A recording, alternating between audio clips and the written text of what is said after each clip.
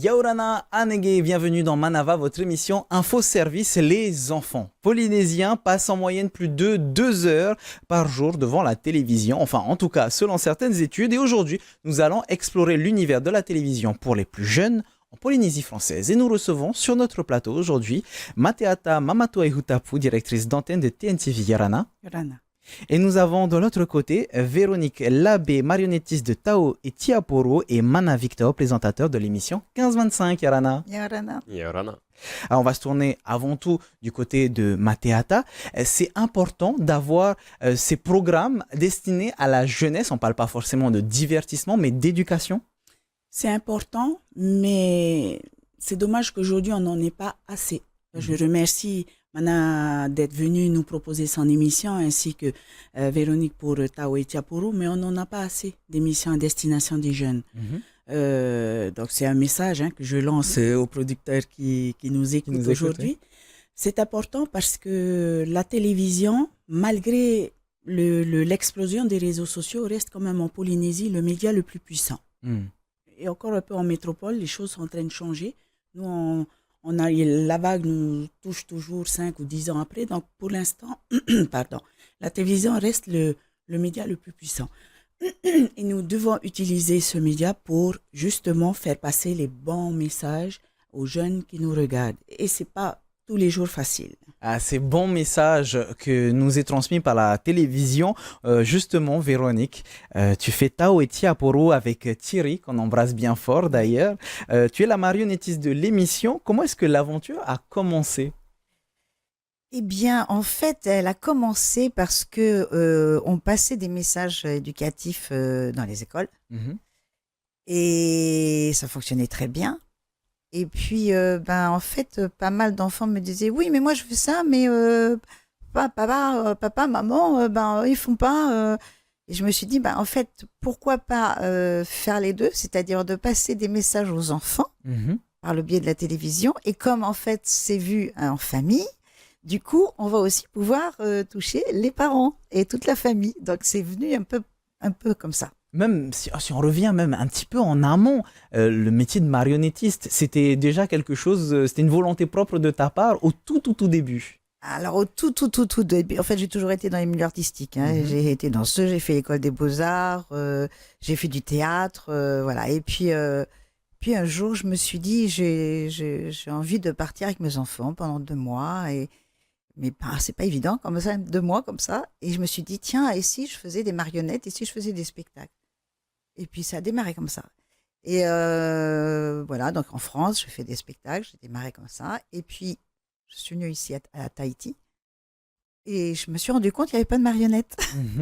Je me suis dit, waouh, c'est dingue, il n'y a pas de marionnettes à Tahiti. Et puis, j'avoue que quand je suis arrivée ici, c'était le grand coup de cœur, comme beaucoup de monde en fait. Et puis, j'avais de la famille qui habitait ici. Et puis, voilà, et j'ai décidé de venir ici. Alors, vous n'avez peut-être pas l'habitude de voir Véronique, puisque habituellement, ce sont les marionnettes que l'on peut admirer. Mais par contre, celui que vous voyez de plus en plus souvent, c'est Mana. Tu animes l'émission 15-25. Rappelle-nous ce que c'est. Oui, alors 15-25, c'est une émission qui vise à proposer des solutions aux problèmes que les jeunes de 15 à 25 ans peuvent avoir, ou parler des sujets qui les concernent en général. On traite vraiment de, je vais dire, tous les sujets. On essaie d'être sur une palette la plus éclectique, la plus large possible de sujets, afin de pouvoir laisser personne derrière, d'une certaine manière. Pouvoir traiter de tout, et surtout sans tabou. C'est pas facile, parce que je veux dire, cette tranche d'âge, les 15 à 25 ans, c'est pour ça que l'émission s'appelle comme ça, c'est pas facile à cerner finalement les différents sujets. On va dire que de leur parler, ça demande une certaine connaissance des enjeux par lesquels on passe tous en fait à cet âge-là, et donc je pense que c'est un petit peu important aussi que ce soit traité par quelqu'un de la même tranche d'âge, on va dire. Tu es pile entre les deux finalement, 15-25, tu es pile au milieu. Voilà. Et donc ça te permet d'aborder tous ces thèmes, tous ces sujets beaucoup plus facilement, tu penses ? Je pense que j'appréhende plus, j'arrive mieux à comprendre, on va dire, en étant dans cette tranche d'âge, par quoi est-ce qu'ils sont en train de passer, parce que souvent, c'est des sujets par lesquels moi je suis Bah passé. oui, tu en fais partie. Voilà, exactement. Et donc, c'est plus simple de s'adresser à eux comme ça, on va dire. Mateata, il vient de dire quelque chose d'important, s'adresser à eux sans tabou, parce qu'il y a des règles à respecter. On ne peut pas faire n'importe quoi avec l'éducation ou juste avec des programmes destinés aux enfants. Absolument. En tant que directrice d'antenne, une de mes missions, c'est justement de veiller à ce que les programmes qui sont diffusés sur la chaîne respectent les obligations imposées par l'ARCOM, qui est l'autorité de régulation de la communication audiovisuelle, ancien CSA. L'ARCOM a pris à bras le corps le problème de la préservation du plus jeune public. Donc, du coup, a édicté un nombre de textes assez important et très strict sur comment diffuser un programme, ce qui est diffusable, ce qui ne l'est pas. Et donc, ils ont mis en place un certain nombre d'outils, comme la signalétique, par exemple, les -10, -12, -16 que l'on voit en bas à droite sur les programmes. Ça a un sens, c'est pas simplement pour dire que ce programme est interdit au moins de 10 ans, ça a un vrai impact sur la programmation. Parce que comme tu viens de le dire justement, on ne fait pas ce qu'on veut comme on veut à la télé.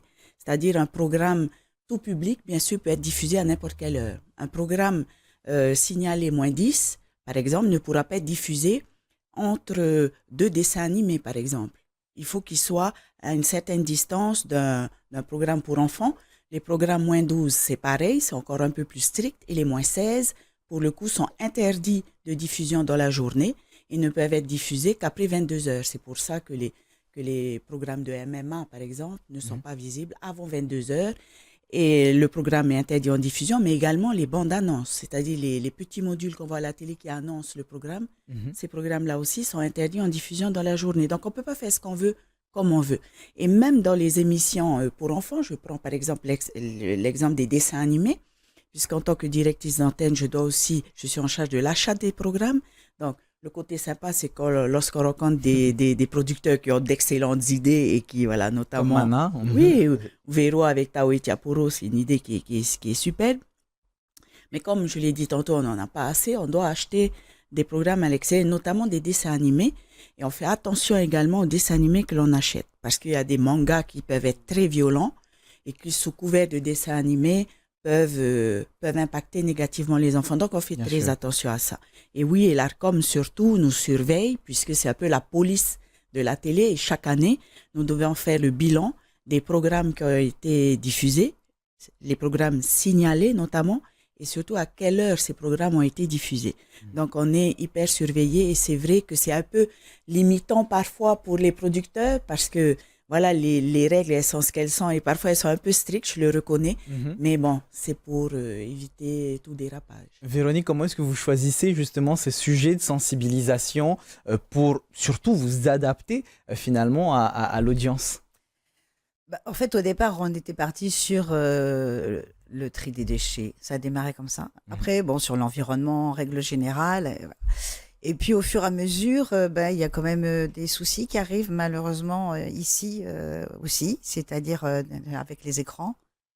Donc, il y a eu un problème d'écran, tout le monde peut le voir chez soi, de toute manière. À l'école, ça pose de problèmes. Les enfants sont de moins en moins concentrés. Donc, je me suis dit, voilà, c'est un sujet. Donc, toujours en parlant de l'environnement, mais on va traiter de ce sujet tout en parlant de l'environnement, des règles. Voilà, on va parler des écrans. L'année dernière, j'ai eu pas mal d'instituteurs, de directrices d'école qui m'ont dit qu'elles étaient inquiètes parce que commençait à y avoir pas mal de harcèlement en primaire, pas au collège, lycée, en primaire. Donc je me suis dit, là, il faut faire quelque chose. Donc le nouveau spectacle, voilà. Vous prenez les sujets d'actualité en fait. C'est ça. En fonction de la problématique du moment, je me dis, non mais en plus c'est tellement grave. Que ce soit les écrans ou le harcèlement, c'est vraiment tellement grave. Donc là, je me suis dit, cette année, ça va être le harcèlement. Donc, et ça marche bien, ça fonctionne bien. Vous faites une mise en scène, je suppose, pour mettre en place les différents personnages. Il y a une histoire à raconter. C'est ça. En fait, moi, je vois toutes les problématiques. Je me renseigne énormément. Je regarde des tas de choses sur le harcèlement. C'est vrai que YouTube, pour ça, c'est quand même pas mal. Donc, je prends énormément d'informations. Et puis après, je vois par rapport aussi à ici, parce que ici, on a une façon d'être, une façon de vivre, une façon de... et je crée la pièce. Après, bien, je demande à ce qu'elle soit vue, à ce que, voilà, qu'on soit d'accord. Autorisé, Voilà, etc. voilà. Je me lance pas comme ça. Hein. Je montre mes textes, je dis qu'est-ce que vous en pensez. S'il y a des petites corrections, on les fait. S'il y en a des grandes, on les fait aussi. Et puis après, ben voilà. Là, on a créé un nouveau personnage qui s'appelle Arcel, hein, qui est bien sûr le harceleur. Et cette année, c'est vraiment une pièce qui n'est pas tellement drôle, en fait. C'est normal parce que vu le sujet. Mais c'est fantastique de voir l'interactivité parce que les enfants n'aiment pas Arcel. Hein. Ils vous le font bien comprendre. Oui, il faut bien comprendre. Il faut bien comprendre. Et en fait, les marionnettes sont quand même vraiment, c'est un bon vecteur pour les enfants. Dans la même idée, Manin, comment est-ce que toi tu choisis tes sujets? Ou à moins que tu veuilles d'abord Je vais juste rebondir. rebondir un petit peu là-dessus parce que c'est très intéressant quand tu disais que ça allait pas forcément être un épisode drôle hein, comme ça pourrait l'être souvent. Ça, c'est un point vraiment important parce que aujourd'hui, j'aurais tendance à dire les moins de 25 ans, il faut qu'un sujet soit divertissant pour qu'on accroche, pour qu'on ait envie de le regarder. Si c'est de la prévention devient de plus en plus difficile à faire parce que les jeunes, d'une manière générale, je me permets de généraliser parce que tu en fais j'en partie. Je veux dire, je parle peut-être pour moi seulement, mais j'ai l'impression que d'une manière générale, les jeunes de moins de 25 ans n'ont pas envie de regarder quelque chose de moralisateur. Et ça, c'est souvent l'erreur qui est faite par beaucoup de programmes, beaucoup de... on va dire, je parle pas du tien, hein, je parle du fait que souvent les plateformes ou voilà, c'est certaines personnes qui veulent faire passer des messages vont devenir moralisateurs et ça c'est la dernière chose qu'on veut faire quand on veut s'adresser à cette tranche d'âge parce comment que tu fais ça justement bon pour les sujets difficiles j'ai envie de dire on est un petit peu obligé parfois on est un petit peu obligé d'être sérieux. Moi je suis quelqu'un qui rigole tout le temps mais pour certains sujets, il faut que je fasse attention aux blagues que je fais. Donc, c'est difficile de juger et de jauger à quel point est-ce que je peux rigoler pour rendre le tout quand même un petit peu plus digeste. On peut dire ça comme Exactement, ça. un petit peu plus digeste, mais à la fois quand même de traiter de sujets qui sont importants. Il y a des sujets que je n'ai pas osé traiter en saison 1 de 15-25. Et d'ailleurs, c'était une saison... on va dire un petit peu test sur les sujets, j'en ai fait quelques-uns qui sont un petit peu délicats, quelques-uns qui sont beaucoup plus relax, et je vois cette année vers où est-ce que j'ai envie d'aller dans le respect des règles. Bien sûr. Et c'est à cause de toutes ces difficultés, je suppose que c'est difficile de mettre en place, Matéata, des programmes adaptés et adaptables aux différents publics. Oui, parce qu'aujourd'hui, on a la concurrence, c'est vrai, des réseaux sociaux, où sur les réseaux sociaux, tout peut être fait, il n'y a pas de contrôle et les gens ne comprennent pas pourquoi est-ce que sur les réseaux sociaux, on voit certaines choses qu'on ne voit pas à la télé. Donc, on passe un peu pour les ringards, tu sais. Pour les old school, j'ai envie de dire. Oui, c'est ça. À nous maintenant, et grâce aux producteurs avec qui on travaille, c'est eux qui doivent nous apporter aussi des programmes qui rentrent là. Et je sais que c'est pas facile. Hein. Mana fait un travail qui est extraordinaire. Mais quand on revient, pour rebondir sur ce que tu disais sur les modules un peu de prévention. Alors, il y a des modules, c'est vrai ce que tu dis, mais actuellement, on diffuse une série de modules qui a été produite par le ministère des Solidarités qui s'appelle Faturamai. Ce sont des modules qui ne sont pas moralisateurs, ce sont uniquement des témoignages dans lesquels tu passes dans un de ces modules. Voilà.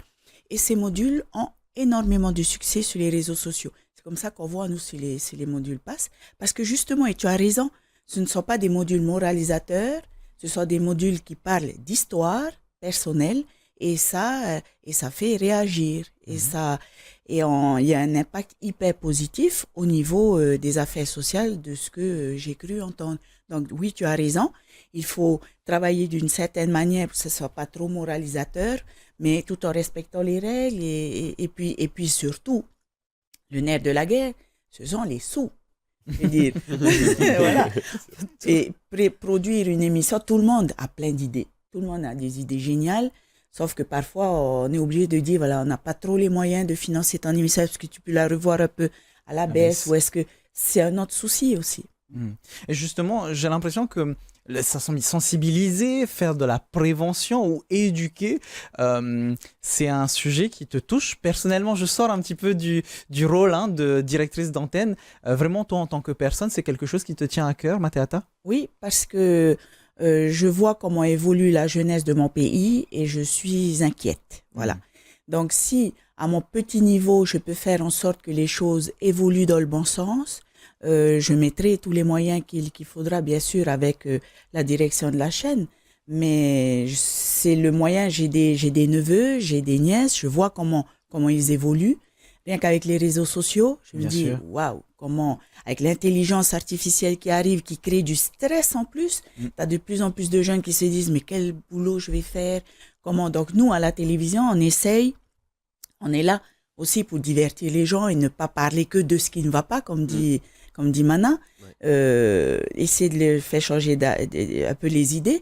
On a une émission, la première à l'antenne, qui a mis les jeunes en valeur, c'était l'émission de Ray. Qui s'appelait Jones. Et oui, je Et regardais qui a quand eu- j'étais tout petit Il a eu d'ailleurs. énormément de succès et il a rencontré le même problème que toi, Mana, c'est que comment traiter de sujets importants tout en restant un peu fun. Ouais. Donc, il y arrivait parfois il y arrivait pas, mais je pense que les sujets, il n'y a pas de sujet tabou. Il faut se dire qu'il n'y a pas de sujet tabou, surtout aujourd'hui. Dans les temps difficiles dans lesquels on vit, on ne doit pas s'interdire de parler De tout ce que l'on a besoin de Absolument. parler. Il faut. Tu en as parlé justement, tu as donné un bon exemple, le programme qu'il y a actuellement, Fa'aturamai, donc qui parle de violence intrafamiliale. Mais si on parle par exemple des sujets que tu as traités, Mana, logement étudiant, timidité, permis de conduire. Oui, j'ai un petit peu beaucoup regardé toutes tes émissions. Autant de sujets qui aident concrètement les jeunes. Toi, ça te tient à cœur de pouvoir les aider, puisque justement, je suppose que ce sont des difficultés ou en tout cas des sujets que tu rencontres aussi parfois. Ouais, bien sûr. En fait, l'idée, c'est pas seulement de sensibiliser parfois, mais de guider dans des sujets qui parfois sont complexes ou compliqués. Il y a des moments où, quand on est jeune, on sait pas faire. Et donc, bon, moi, j'ai une technique un petit peu différente. Je plonge la tête la première et je vois où ça me mène. Et on va dire que c'est dans le difficile, c'est quand on est dans le difficile qu'on apprend le plus vite. Mais tout le monde n'est pas comme ça.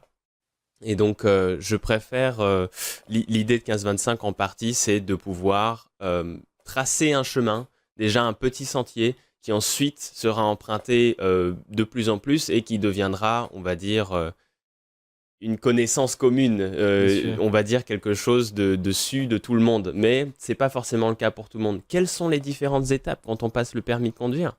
Ok, en fait, il faut que je fasse ça d'abord, il faut que je fasse ça. On a une idée vague de ce qu'on doit faire. Mais l'idée, ce serait qu'on sache exactement à quoi s'attendre, qu'on ne stresse pas, parce que souvent, on appréhende en fait quand on arrive dans quelque chose qu'on ne connaît pas. Et donc, pour prévenir cette appréhension, on va faire en sorte de vulgariser. Est-ce que au fur et à mesure, et je me tourne plutôt du côté de Véronique, est-ce qu'au fur et à mesure que tu nous accompagnes avec Thierry depuis bientôt 2 décennies, est-ce que c'est devenu une forme de responsabilité presque de pouvoir accompagner, guider les enfants et les jeunes? En fait, responsabilité. C'est un terme fort. Je pense que chaque adulte, Mm. on est tous responsables. Mm. Et on a. Moi, je pense. Pour moi, c'est une chance d'avoir ces marionnettes et de pouvoir contribuer à essayer de. Comment je peux dire? De faire Les évoluer accompagner, les choses. ouais, faire évoluer et accompagner. Oui, et puis de les faire aller dans une bonne direction. Voilà, pas choisir la mauvaise. Mm. Et bon, moi, je l'ai fait avec mes enfants. J'ai mis des petits-enfants aussi maintenant. Et c'est un plaisir de pouvoir le faire avec tous les enfants. Et de voir en fait, que ça fonctionne, comme il y a du résultat, il y a des réflexions. J'ai combien de petits-enfants, même en école, hein, que ce soit en école. Bon, quand on arrive à l'école, je sais qu'ils regardent l'émission parce qu'ils sont tous et diaporo. Donc, je sais qu'ils regardent l'émission. Ça, c'est hyper agréable. Mais bon, les réflexions, ils viennent me voir et me disent, ah, mais tu sais, moi, il y a une discussion. Donc, il y a une réflexion. Et je suis très heureuse de faire ce que je fais parce que j'ai l'impression d'être utile. Et je pense que c'est un sentiment agréable. Avant d'avoir la réaction de Matéata, je rebondis un peu sur ce que tu viens de dire. Alors je confirme, puisque moi-même je regardais tes émissions et tes marionnettes quand j'étais plus jeune et tu m'as éduqué à beaucoup de choses. Est-ce que c'est ça finalement l'objectif, Matéata, faire en sorte que la génération d'après puisse reprendre le flambeau et eux-mêmes éduquer la prochaine génération? Bien sûr, c'est dans l'ADN de la chaîne hein, que de préparer l'avenir et d'aider à les accompagner au mieux.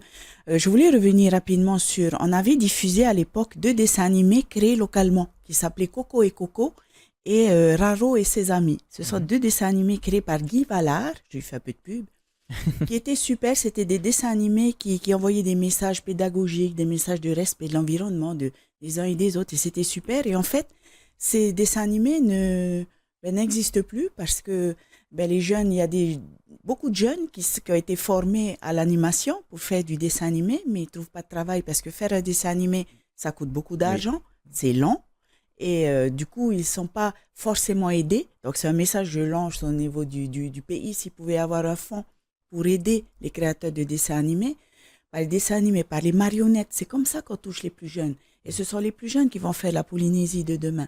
Et nous, on est là pour ça, on est là pour tendre la main à tous ceux qui veulent participer. Et je voudrais juste rajouter un mot. On parle de moyens comme ça d'aider les jeunes. Je suis allée au Heiva Taurea. Quand j'ai vu l'implication des jeunes qui sont, pour certains, parfois en échec scolaire, et grâce à leur cours de culture, cours de danse ou cours de toéré, arrivent à retrouver leur place au sein de l'école, je dis tout n'est pas perdu. Et peut-être l'idéal, ce serait de créer une émission, je ne sais pas comment, qui allierait culture, jeunesse, je ne sais pas sous quel format, là encore je lance des messages, j'en profite de l'émission pour lancer mes messages, mais je pense qu'on peut y arriver si on se donne réellement les moyens. C'est quoi finalement la suite pour TNTV avec tous ces programmes? Bien sûr, lancer des messages et pourquoi pas pouvoir faire découvrir de nouveaux talents comme Mana par exemple. Mais ça va être quoi la suite dans les prochaines années pour TNTV? Déjà travailler avec les réseaux sociaux, travailler comment faire en sorte que la télé, que les programmes existent encore sur les réseaux sociaux. Aujourd'hui, on sait que les jeunes regardent de moins en moins la télé, mais ils regardent les programmes sur les réseaux sociaux. Donc, on réfléchit à créer des programmes dédiés aux réseaux sociaux, puisque c'est pas la même manière de tourner, de parler. Enfin, voilà. Il faut trouver des animateurs qui parlent aux jeunes. Donc, c'est un gros changement pour nous, hein, parce que on a fait 25 ans, puisque cette année, en fait, les 25 ans de TNTV. Oui. Donc, 25 ans, on a travaillé de la même manière. Aujourd'hui, l'IA et les réseaux sociaux nous imposent un changement complet de manière de travailler. C'est pas évident. On va y arriver. Mais il y va de l'avenir de notre jeunesse et c'est important. Bien sûr, et justement, jeunesse, Mana, ce serait quoi la suite pour toi? Continuer ce 15-25, continuer à sensibiliser, à promouvoir cette jeunesse? Oui, continuer 15-25 jusqu'à ce que ça devienne 25-35 et peut-être à un moment 65-75, hein, on ne sait jamais. Alors la retraite, comment ça se passe? Exactement, j'ai préparé mon masque déjà, je pense que... non, mais est-ce que tu peux me répéter ta question? Pas de souci. C'est quoi l'avenir pour toi? Qu'est-ce qu'on peut te souhaiter finalement? Oui, 15-25 dans tous les cas, là, je pense le continuer sur les futures années et surtout améliorer la qualité du programme au fur et à mesure des années. Là, je veux vraiment, j'ai travaillé quelques mois pour vraiment faire en sorte qu'il y ait une marche. J'ai le mot en anglais, une marche, on va dire, visible et nette entre la qualité de la saison 1 et la qualité de la saison 2. Il s'agit de faire en sorte que ça ne stagne pas. Une émission que je fais, je ne vais pas l'étendre sur tout le monde, mais pour moi, je veux que les émissions que je fasse, on puisse voir la différence entre la saison 1, la saison 2, la saison 3. Qui est une évolution, tout simplement. Une évolution, que ce soit de qualité, que ce soit de diction, que ce soit de storytelling.